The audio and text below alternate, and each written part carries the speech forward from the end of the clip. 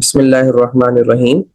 हम lecture number 19 में और लेक्चर नंबर 18 में 5 रिजीम्स पढ़ चुके हैं। 5 डिफरेंट मेथड्स हम देख चुके हैं, या यूं कह लें कि सेल्स टैक्स की 5 कैटेगरीज को हम कवर कर चुके हैं। इसमें सबसे पहली कैटेगरी थी स्टैंडर्ड रेट रिजीम 18%, यानी कोई भी प्रोडक्ट जब आप बेचते हैं तो 18% उस पे उसकी वैल्यू पे चार्ज करते हैं एज आउटपुट सेल्स टैक्स। उसके बाद हमने ये देखा था कि 4% एडिशनल टैक्स आपको चार्ज करना होता है अगर आपका कस्टमर जो है अनरजिस्टर्ड है या रजिस्टर्ड है लेकिन इनएक्टिव है। और उसके बाद हमने फिक्स्ड बेसिस टैक्सेशन देखी थी। अगर आप जो सीमेंट या कंक्रीट के ब्लॉक्स बेचते हैं या ब्रिक्स बेचते हैं तो आपको इनपुट आपका अलाउ नहीं है एडजस्टमेंट के लिए, और आपको एक फिक्स रेट पर टैक्स कराया जाता है जिसके रेट्स 10 स्केड्यूल में लिखे गए हैं एरिया के हिसाब से। इसमें हमने एक एसआरओ देखा था, यानी 10 स्केड्यूल ही देखा था बेसिकली। इसमें हमने बताया था कि अगर लाहौर में कोई ईंट का भट्टा लगा है तो उसका क्या रेट होंगे, चकवाल में है तो क्या होंगे, वगैरह वगैरह। ब्रिक्स का अलग टेबल था और टेबल 2 के अंदर सीमेंट और कंक्रीट के ब्लॉक्स का था। तो यहाँ पे हमने फिक्स बेसिस टैक्सेशन देख ली थी।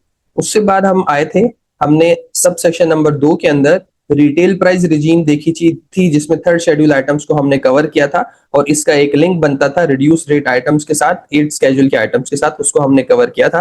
और हमने यहाँ बताया था कि यहाँ जो सेल्स टैक्स वर्कआउट होता है वो रिटेल प्राइस पे वर्कआउट होता है, जबकि सबसेक्शन 1 के अंदर वैल्यू ऑफ सप्लाईज पे वर्कआउट होता था।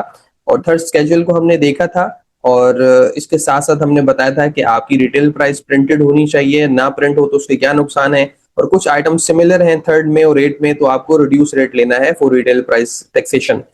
इसी तरह हमने रिटेल प्राइस भी पढ़ी थी, रिटेल प्राइस क्या होती है और ये प्रैक्टिकली कैसे वर्कआउट होती है हमने आपको वर्कआउट करके दिया था। उसके बाद ये प्रोविजो पढ़ाया था कि फेडरल गवर्नमेंट के पास पावर है कि वो थर्ड शेड्यूल के आइटम को हायर रेट पर भी टैक्स कर सकती है, जिसमें हमने एसआरओ 297 देखा था। और जो रिटेल प्राइस हमने देखी थी चाय के लिए फिक्स की हुई उन्होंने, इसको भी हमने देखा था। फिर हमने ये क्वेश्चन भी कहा था कि अगर मसलन इस प्रोविजो में कौन सा एसआरओ इशू हुआ है, तो हमने आपको इसका हल बताया था कि आप कोई भी एसआरओ किस तरह से वर्कआउट निकाल सकते हैं किसी भी सेक्शन के रेफरेंस में। अच्छा जी, उसके बाद हम आगे बढ़े थे और हमने ये रिड्यूस रेट की सप्लाईज की टैक्सेशन देखी थी। 8 स्केड्यूल देखा था, इससे कोई 6, 8, 10 आइटम हमने पढ़े भी थे। आज यहां तक हमारा सबक खत्म हुआ था। आज हम यहां से स्टार्ट करते हैं sub section 2B। Sub section 2B के अंदर क्या है, यानी कि सेक्शन नंबर 3 है, सब सेक्शन 2 है और क्लॉज बी है। क्लॉज बी में वो ये कह रहे हैं कि फेडरल गवर्नमेंट के पास पावर है कि वो कुछ कंडीशन और रिस्ट्रिक्शन लगा सकते हैं और एसआरओ नोटिफिकेशन जारी कर सकते हैं किसी भी टैक्सेबल गुड्स के बारे में कि उसके ऊपर हायर रेट या लोअर रेट पर टैक्स चार्ज करेंगे। अच्छा, यही बात थर्ड शेड्यूल के आइटम के रेफरेंस से यहाँ लिखी हुई है और यही बात यहाँ लिख दी गई है। अब इसके अंदर तमाम आइटम्स आ गए, चाहे थर्ड शेड्यूल के हो या ना हो। इसकी एग्जांपल मैं आपको समझा देता हूँ। ये बेसिकली पावर है और पावर का एक्सरसाइज होता है इस क्लॉज के तहत। जो एसआरओ आपने 297 यहाँ पढ़ा है, अगर आप इसको दोबारा खोलें और चेक करें तो जब आप उसको रीड करेंगे तो वो ये कह रहा होगा कि वो पावर जो 2B में दी गई है और वो पावर जो ये आ गया 2A के प्रोविजो में दी गई है, हम इन इन आइटम पे 25% टैक्स करते हैं। तो बेसिकली ये पावर है। अगर आप 297 का, बल्कि मैं एक काम करता हूं, आपको मैं दिखा ही देता हूं ताकि एक क्लैरिटी आपको आ जाए। हम 297 का एसआरओ देख लेते हैं, ठीक है। ये देखें, देखिए ये एसआरओ इशू हुआ था जो हमने थर्ड शेड्यूल के रेफरेंस से पढ़ा था। तो जब ये एसआरओ इशू हुआ है, इसको इशू करने के लिए कोई पावर होनी चाहिए। तो देखें इसमें क्या कहा, in exercise of the power conferred under clause B of subsection 2 of section 3। देखें ये अभी हमने प्रोविजो पढ़ा है और आगे क्या कह रहा है, ये देखें, read with first proviso of clause A of subsection 2 of section 3 है ये।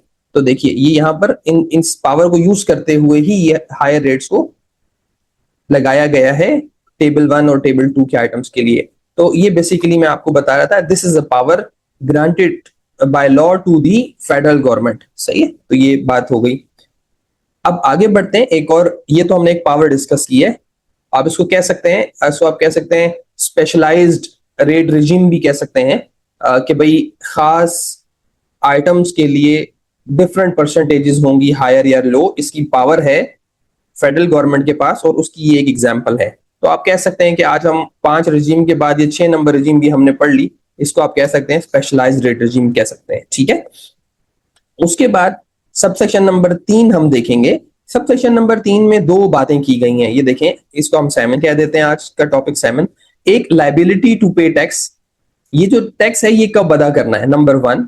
और इसमें एक बात ये की गई है कि ई कॉमर्स और इंटरमीडियरी रिजीम 11 स्केजुअल, तो ये दो बातें हो गई। है तो ये एक बात ही, लाइबिलिटी टू पे टैक्स है इसके अंदर, सारी लाइबिलिटी टू पे टैक्स ही है इसके अंदर, लेकिन मैंने इसी से इसके साथ आपको सब सेक्शन 3 के साथ जब सब सेक्शन में 7 पढ़ा दूंगा और 11 स्केजुअल रेफर करा दूंगा, 7A पढ़ा दूंगा और इसके साथ 11 स्केजुअल रेफर करा दूंगा, तो आपको एक और रिजीम आ जाएगी। वो है कि जब ऑनलाइन प्लेटफॉर्म के जरिए या ऐप के जरिए आप कोई टैक्सेबल आइटम बेचते हैं, उस पे टैक्स किस तरह से अदा हो रहा है, वो कौन अदा कर रहा है, और वो एडजस्टेबल है या फाइनल है, तो इसको अब हम पढ़ते हैं। अच्छा, आज की खास बात यह है कि हम 3 क्वेश्चंस आज अटेंड करेंगे जो बिल्कुल रियल लाइफ एग्जांपल्स हैं। आप इसको एडवाइजरी भी कह सकते हैं, ये असाइनमेंट है। इसमें क्वेश्चन 1, क्वेश्चन 2, क्वेश्चन 3, और ये आज तक हमने सेक्शन 3 का जो कुछ पढ़ा है ये उसकी एप्लीकेशन होने वाली है। जो हमारे क्लास के स्टूडेंट्स हैं उनके लिए तो आज ही हम इसको सॉल्व करके आपको बता देंगे। जो ऑनलाइन हमें यूट्यूब पे सुनते हैं उनके लिए एक अनाउंसमेंट ये है कि अगर आपने इन 3 क्वेश्चंस का आंसर हमें कर दिया तो हम आपको एक गिफ्ट देंगे। और वो गिफ्ट क्या है, आइए मैं वो गिफ्ट भी आपको दिखा देता हूं।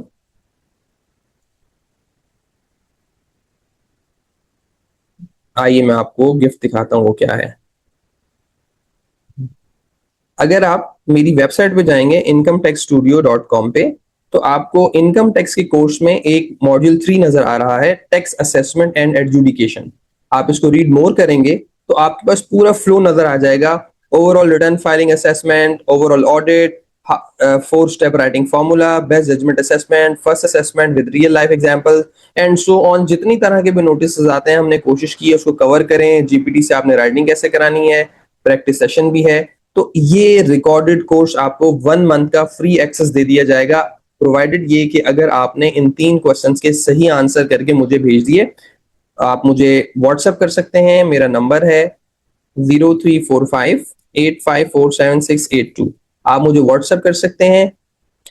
और आप एक वर्ड की फाइल बनाएं, उस पर क्वेश्चंस लिखें और मैं ये क्वेश्चंस डिस्क्रिप्शन में डाल दूंगा, इसके आंसर्स भेजें। अगर आप आंसर भेजेंगे तो मैं आपको जो मॉड्यूल 3 है इसका फ्री ऑफ कॉस्ट एक्सेस दे दूंगा फॉर 1 मंथ इंशाल्लाह। सो ये एक हमारी कॉम्प्लीमेंट होगी आपके लिए। आपने अगर गलत भी भेजा तो आपको सही जवाब मिल जाएगा, सही भेजा तो आपके जवाब को हम अप्रिशिएट करेंगे, अनाउंस करेंगे और आपको एक गिफ्ट के तौर पर फ्री एक्सेस देंगे। चलिए हम दोबारा से बैक टू वर्क होते हैं। अच्छा जी, हम सब सेक्शन नंबर 3 देख रहे हैं। मैंने जैसे कि बताया यहाँ पर हम ये बात करेंगे लाइबिलिटी कब पे करनी है। द लाइबिलिटी टू पे the tax shall be in the case of supply of good the person making the supply. जो बंदा सप्लाई कर रहा है टैक्सेबल आइटम का, उसको सप्लाई के टाइम पे सेल्स टैक्स पे करना है। इसको यूं कह लें कि आउटपुट टैक्स, जो बंदा बेचता है वो आउटपुट टैक्स चार्ज करता है। तो जो बंदा चीज सप्लाई कर रहा है, बेच रहा है, उसी को सेल्स टैक्स चार्ज करना है, उसी को अदा करना है। लाइबिलिटी उसी की है जो सप्लाई करने वाला है। और फिर सेकंड में वो बंदा जो इंपोर्ट कर रहा है पाकिस्तान में, at the time of import उसको टैक्सेस सेल्स टैक्स पे करना है, ये जिम्मेदारी उसकी है। अब आ जाइए तीसरी category. In the case of supply of digitally ordered taxable goods by online marketplace, website and software application, 3 बातें की गई हैं, या तो मार्केट प्लेस हो या वेबसाइट हो या सॉफ्टवेयर एप्लीकेशन हो, और विद इन पाकिस्तान, यानी पाकिस्तान के अंदर एक आदमी ने पाकिस्तान के अंदर से कोई चीज सेल्स की है और डिजिटल मींस के जरिए की है। और digital means online market place हो सकता है, वेबसाइट हो सकती है, सॉफ्टवेयर एप्लीकेशन हो सकती है, ठीक है। During the course of e commerce क्या है, आप ऑनलाइन सेल परचेज करते हैं अपनी जो प्रोडक्ट्स का। इस पूरे का जो एक मैं लाइन में आसान सा तर्जुमा बता दूं आपको, इसका मतलब है आप without involvement of physical presence या विदाउट किसी फिजिकल प्रेजेंस के आप ऑनलाइन जब अपने प्रोडक्ट को बेचते हैं पाकिस्तान के अंदर, तो क्या करना है, द लाइबिलिटी टू कलेक्ट और पे tax shall be of the, किसकी होगी लाइबिलिटी टू पे टैक्स, पेमेंट इंटरमीडियरी की होगी। नंबर 1 पेमेंट इंटरमीडियरी की होगी। और अच्छा, अब पेमेंट इंटरमीडियरी में कौन कौन होते हैं? Including banking company, financial institution, licence exchange company and payment gateway.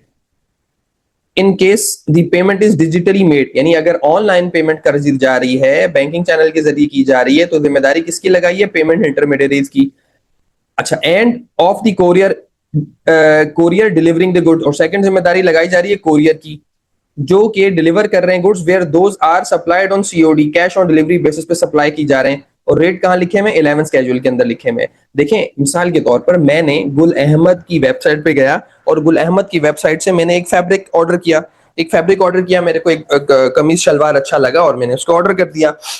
साथ बेस कोट ऐड कर दी, साथ जूते ऐड कर दिए। जब मैंने उसको ऑर्डर किया तो मेरे पास दो ऑप्शन होते हैं, या तो मैं वहीं पे अपना कार्ड चार्ज कर दूं, और जब कार्ड चार्ज कर दूंगा या अपने बैंक से ऑन आईबीएफटी कर दूंगा, तो ये मेरे पैसे, इसको हम कहते हैं बैंकिंग चैनल से पैसे चले गए। जब ये पैसे गुल अहमद के पास जाते हैं तो गुल अहमद के पास डायरेक्ट नहीं जाते, बल्कि बीच में इंटरमीडियरी होता है। ये गुल अहमद के एक बैंक के पास जाते हैं, वो मीजान बैंक हो सकता है, वो एचबीएल हो सकता है, या कोई और गेटवे हो सकता है, टेलीनॉर हो सकता है, जैज कैश हो सकता है, सादा पे हो सकता है। तो ये पैसे उनके पास जाते हैं, नंबर वन। नंबर टू, दूसरा तरीका ये है, मैंने कहा पता नहीं पार्सल आएगा नहीं आएगा, मेरे पैसे फंस ना जाए, तो मैं गुल अहमद को पे नहीं करता, बल्कि मैं कहता हूँ सीओडी, क्लिक करता हूँ सीओडी पे। उसका नुमाइंद वो क्या करते हैं, कोरियर सर्विस वालों को अपना पैकेट देते हैं, आपका पार्सल आपके पास आता है, आप उसको लेते हैं और उसको कैश दे देते हैं।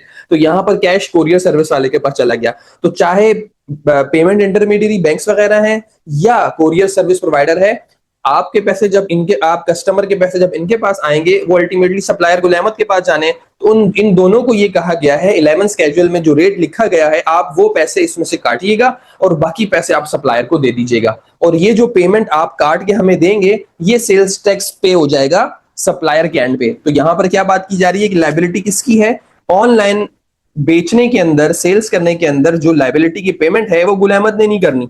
वो किसने करनी है? वो इंटरमीडियरी ने करनी है और कोरियर सर्विस प्रोवाइडर ने करनी है। यहां तक बात समझ आ गई? ये टॉपिक मुकम्मल नहीं हुआ, अभी इसमें और तफसील है, अभी हम आगे देखते हैं। पहले मैं आपको 11 स्केड्यूल दिखा दूं।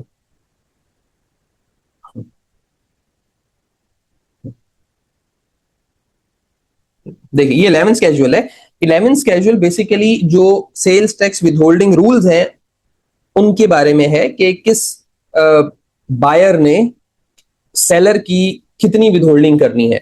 तो इन्हीं रूल्स में अगर आप जाएं तो ये एक नई एंट्री ऐड हुई थी इस साल के लिए, entry number 8, payment intermediaries and courier in respect of digitally order goods from with in Pakistan. ये कौन है? ये इनको कहते हैं हम विदहोल्डिंग एजेंट्स। ये विदहोल्डिंग एजेंट्स हैं। और ये कौन है? ये सेलर है, यानी कि जो सप्लाई करने वाला है, पर्सन, यानी इसको आप विदहोल्डी कह सकते हैं, जिसका टैक्स कट रहा है। Person supplying digitally order goods from with in Pakistan through online market place. आगे दो चीजें और होंगी, वेबसाइट या सॉफ्टवेयर एप्लीकेशन। ठीक है, तो ये आपका विदहोल्डी हो गया, जो सेल करने वाला सेलर हो गया basically. 2% of gross value of supplies, gross value का 2% इन्होंने विदहोल्ड करना है, यानी जो भी इनवाइस अमाउंट होगा उसका 2% विदहोल्ड करना है। तो ये रेट आपने देख लिया। अब दोबारा हम अपने नोट्स की तरफ चलते हैं। अब यहां एक चीज आपके जहन में पैदा होनी चाहिए कि भाई देखें, गुल अहमद की जुनेद भाई मिसाल दे रहे हैं, तो गुल अहमद तो एक फुल फ्लैज मैन्युफैक्चरर है, वो एक्सपोर्ट्स भी करता है, मैन्युफैक्चर कम एक्सपोर्टर भी है, वो रिटेल भी करता है, तो वो तो मैन्युफैक्चरर कम रिटेलर भी है। अब ठीक है, अगर वो डिजिटली चीजों को बेचने लग गया है तो ये उसकी एक और रिजीम आ गई। तो इस पे क्या 2% कटेगा और गुल अहमद की टैक्स लायबिलिटी खत्म हो जाएगी? इसको देखने की जरूरत है। इसके बारे में हमें क्या रहनुमाई मिलती है हमारे इस सेक्शन नंबर 3 के अंदर? तो इस सवाल को एड्रेस करने के लिए अब हम आगे बढ़ते हैं। इसीलिए मैंने कहा था इसके साथ मैं आपको एक और सब सेक्शन कनेक्ट कराऊंगा, वो है sub section number 7A। 7A ये कहता है, यहाँ सिर्फ दो लोगों के बारे में बात करता है, cottage industry and small retailers के बारे में बात करता है। ये जो 2% विदहोल्ड करेगा withholding agent, the tax withheld as provided in 11 schedule by the payment intermediary or the courier, bank हो या courier service, TCS हो, as the case may be, shall be final discharge of tax liability in respect of taxable supplies of digitally ordered goods by दो लोगों के लिए ये final discharge होगा। One, cottage industry. Cottage industry आप लोगों को मैं पहले पढ़ा चुका हूं डिटेल में।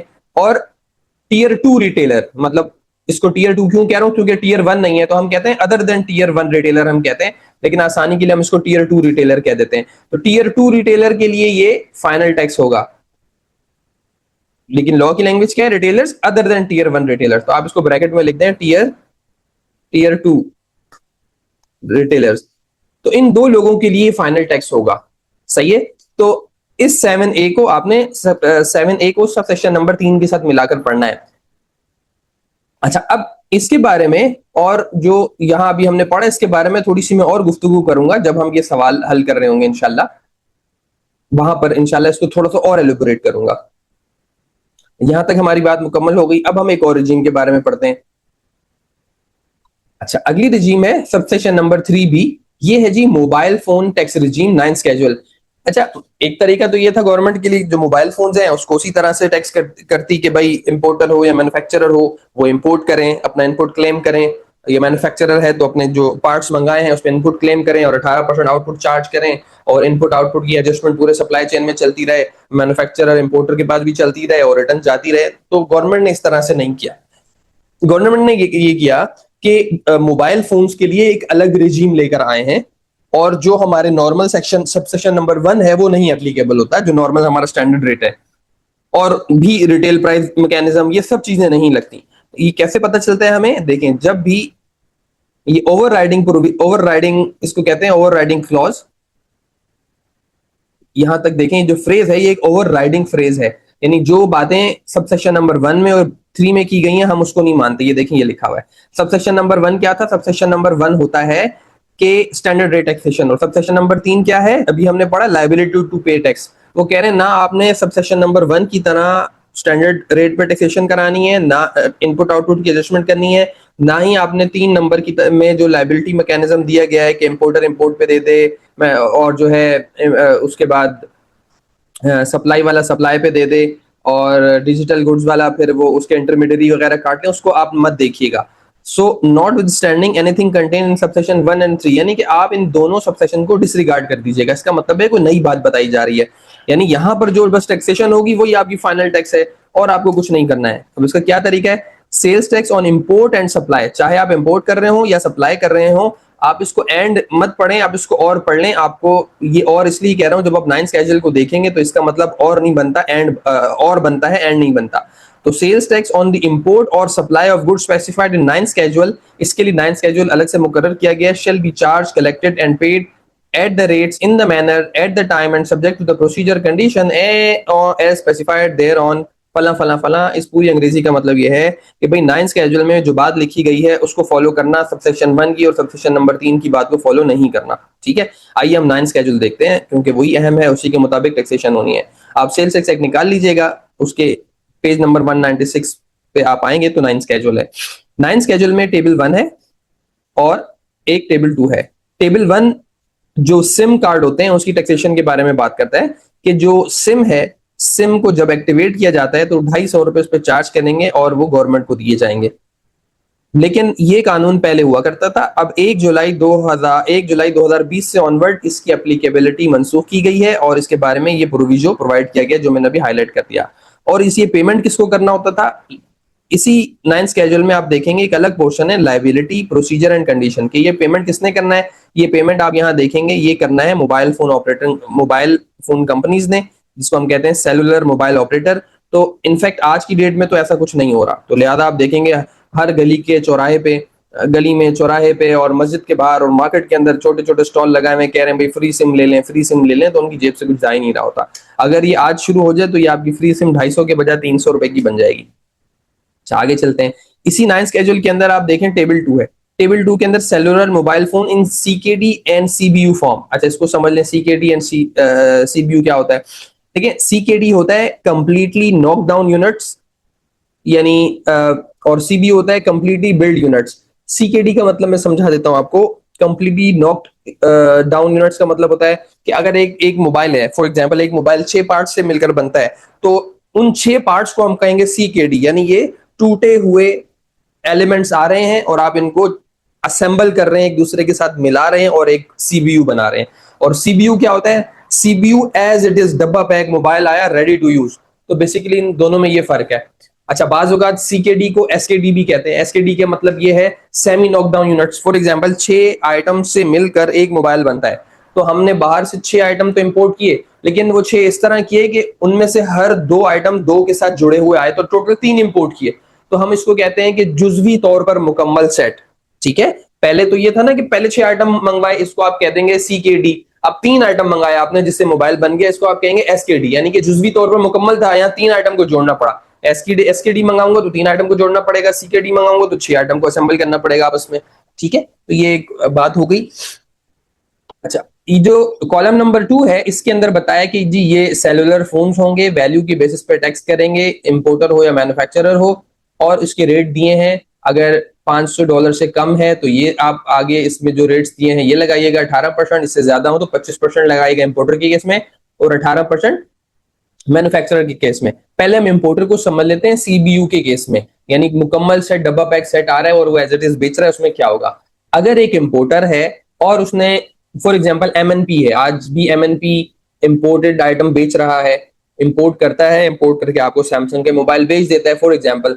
तो वो क्या करेगा, जब वो इंपोर्ट करेगा तो वैल्यू की बेसिस पे ये टैक्स दे देगा 18% और 25%। जब ये वो टैक्स दे देगा तो उसकी लाइबिलिटी डिस्चार्ज हो जाएगी। बस इंपोर्ट स्टेज पे उसने टैक्स दे दिया, बात खत्म।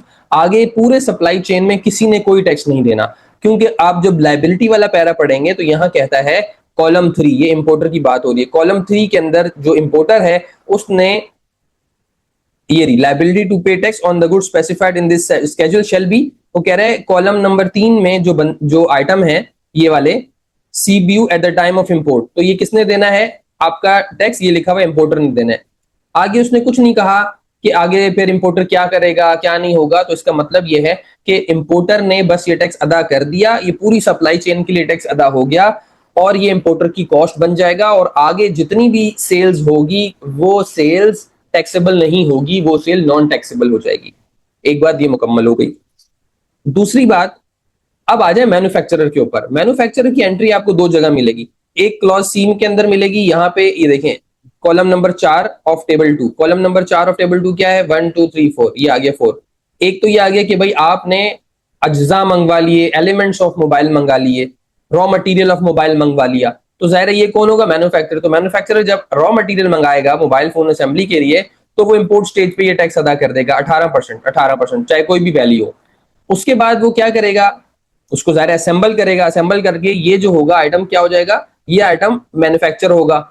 क्योंकि ये एक बड़ी मैन्युफैक्चरर को एक बड़ी फैसिलिटी लगाना पड़ती है, तो नॉर्मली यही लोग इंपोर्टर होते हैं, यही लोग इंपोर्ट करेंगे और यही लोग मैन्युफैक्चर करने होंगे। तो ये क्या करेंगे, इंपोर्ट करेंगे, इंपोर्ट स्टेज पे अपना इनपुट दे देंगे और उसको फिर CBU कंडीशन में बेचेंगे जब आगे वैल्यू एडिशन करके, तो फिर इसके ऊपर आउटपुट चार्ज करेंगे। आउटपुट चार्ज का क्या रेट है, ये 18% और ये 18%, ये भी 18% है। तो अब यहाँ क्या कर रहे हैं लाइबिलिटी में, वो कह रहे हैं कि कॉलम 4 के अंदर मैन्युफैक्चरर अपना इनपुट टैक्स पे करेगा इंपोर्ट स्टेज पे, और in case of good specified, और जब उसको CBU बना लेगा कॉलम 5 के अंदर जो है, तो ये मैन्युफैक्चरर चार्ज करेगा of the local manufacture of goods के ऊपर। इसका मतलब क्या रहेंगे, sales tax on supply of locally manufactured mobile in CBU condition. अच्छा, ये मैकेनिज्म अभी मैं आपको समझा देता हूँ कैसे होगा, बहुत आसान सी बात है। देखें, मैंने क्या किया, CKD और SKD मंगाया, उस पे 100 रुपए का माल था, उसमें मैंने 18% टैक्स दे दिया। उसके बाद उसको मैन्युफैक्चर किया, मैन्युफैक्चर करने के बाद उसको सेल किया, तो सेल जब मैं करूंगा तो वैल्यू एडिशन हो गई, 100 रुपए की चीज अब मैं बेचूंगा 150 रुपए की, तो 150 रुपए का 18% चार्ज करूंगा। तो जो मेरे को इनपुट लगा था 100 रुपीज का 18%, ये मेरा एडजस्ट हो जाएगा किसके अगेंस्ट में, 15 रुपए के 150 रुपए के 18% के अगेंस्ट में। मैं आपको समझा देता हूं, और बैलेंस में पे कर दूंगा। तो जब मैन्युफैक्चरर चार्ज कर लेगा, आगे फिर किसी सप्लाई चेन मेंबर ने टैक्स चार्ज नहीं करना है। तो ये बेसिकली 9 स्केड्यूल है। देखें, इंपोर्टर ने क्या किया, 18% और 25% पे कर दिया एट इंपोर्ट स्टेज। अब आगे क्या है, दिस इज फाइनल टैक्स, ठीक है, एंड फाइनल टैक्स है no sales tax to be charge in further supply chain. ठीक है, आगे पूरे सप्लाई चेन में कोई भी सेल्स टैक्स चार्ज नहीं होना है। समझ आ गई। उसके बाद मैन्युफैक्चरर क्या करेगा, मैन्युफैक्चरर ने क्या किया, देखें उसने किया, input tax paid at import stage 18% on SKD और CKD। सही है, सपोज कर लें वो 100 रुपए था। उसके बाद उसने असेंबल किया, असेंबल करके वो अपनी इनवाइस जब करेगा डीलर डिस्ट्रीब्यूटर को, तो आउटपुट चार्ज करेगा।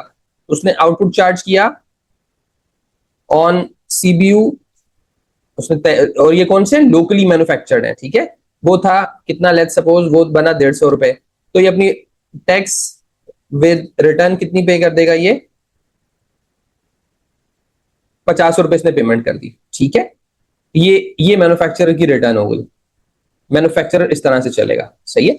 उसने इंपोर्ट स्टेज पर जो टैक्स दिया उसकी एडजस्टमेंट ले लेगा अपने आउटपुट से और बैलेंस पे कर देगा, सही है। अच्छा, अब क्या होगा, अब ये होगा कि further supply chain is exempt from charging sales tax. अब आगे मैन्युफैक्चरर से आगे जो सप्लाई चेन है ना, उसके लिए अब ये एग्जेम्प्ट है आइटम, अब ये नॉन टैक्सेबल आइटम है, इसको आप कहते हैं नॉन टैक्सेबल आइटम है। मिसाल के तौर पर आगे डीलर, मैन्युफैक्चरर ने जब चार्ज किया ना डीलर को, तो जाहिर सी बात है सेल्स टैक्स इनवाइस दी, तो अब डीलर जब आगे बेचेगा किसी सब डीलर को या होलसेलर को, तो अपनी इनवाइस में इसको नॉन टैक्सेबल आइटम के तौर पे बेचेगा और सेल्स टैक्स चार्ज नहीं करेगा। तो ये मोबाइल फोन की टैक्सेशन के बारे में हमने बात कर ली। अब आइए हम 3 क्वेश्चंस की तरफ बढ़ते हैं। ये आपका असाइनमेंट है आज का, पहले हम सवाल पढ़ लेते हैं। अच्छा, ये जो मोबाइल मैन्युफैक्चरर है उन्होंने एक क्वेश्चन किया हमसे, उन्होंने कहा कि in case way registered manufacturer, ठीक है। अब ये रजिस्टर्ड मैन्युफैक्चरर है, वो क्या कर रहे हैं, मोबाइल फोन को सेल कर रहा है to a distributor and wholesaler जो कि रजिस्टर्ड नहीं है। अब ये अनरजिस्टर्ड होलसेलर या डिस्ट्रीब्यूटर को माल बेच रहे हैं। अब सवाल ये है आपसे कि क्या मैन्युफैक्चरर फर्दर टैक्स चार्ज करेगा या नहीं करेगा। एक सवाल तो ये आपसे, इसका आपने जवाब देना है और रीजनिंग मुझे देनी है, नंबर 1। नंबर 2, दूसरा सवाल ये है कि अगर एक रजिस्टर्ड मैन्युफैक्चरर है और वो स्टोरेज बैटरीज बेच रहा है डिस्ट्रीब्यूटर और होलसेलर को, और डिस्ट्रीब्यूटर और होलसेलर रजिस्टर्ड नहीं है, तो क्या मैन्युफैक्चरर फर्दर टैक्स चार्ज करेगा, ये एक सवाल है, ये आपने जवाब देना है। और नंबर 3 कि जो 2% विदहेल्ड किया डिजिटल इंटरमीडियरीज ने, बाय डिजिटल इंटरमीडियरी और कोरियर सर्विस और कोरियर ने on supplies bye manufacturer Gul Ahmed या साया टेक्सटाइल ने, जो डिजिटल प्लेटफॉर्म्स के जरिए आप इसको ऐड कर सकते हैं और वेबसाइट और एप्लीकेशन वगैरह वगैरह, यानी डिजिटल मीन से गुल अहमद और साया ने जो माल बेचा है, तो उस डिजिटल इंटरमीडियरीज ने या कोरियर सर्विस ने जो 2% विदहेल्ड किया है, उसके बारे में सवाल यह है कि इज सच टैक्स फाइनल और adjustable and how it treated against output tax liability. तो मेरा सवाल यह है आपसे कि गुल अहमद या साया टेक्सटाइल का जो 2% कटेगा, जब आपने कपड़ा मंगाया तो 2% विदहेल्ड कर दिया, तो मुझे ये बताएं कि इस 2% की ट्रीटमेंट गुल अहमद की और साया के रिटर्न में क्या होगी। क्या ये फाइनल होगा या ये एडजस्टेबल होगा, क्यों होगा। अब इन तीनों सवालों को आप पढ़ चुके हैं, मेरे 3 लेक्चर ये आज के और पिछले 2 ले लिए, तो अब आप ये एडवाइजरी है, ये फोन पे आप ये सवाल, आप जब सेल्स से काम करेंगे कोई भी आपसे सवाल कर सकता है, कोई भी क्लाइंट पूछ सकता है। तो और ये तीनों सवाल एक्चुअल वो सवाल हैं जो मुझसे फोन पे पूछे गए हैं, तो मैंने उन्हीं को यहाँ रिप्रोड्यूस कर दिया कि हम इसका मिल के जवाब तलाश करते हैं। तो आपने इन तीनों क्वेश्चंस का जवाब तलाश करना है। अपना ख्याल रखिए और इंशाल्लाह नेक्स्ट वीडियो भी हम जल्दी अपलोड कर देंगे। अल्लाह हाफिज। अच्छा, वो लोग जो हमारे साथ क्लास में हैं उनके लिए अब हम जवाब इसके आपको बता रहे हैं, वो क्या है कि देखो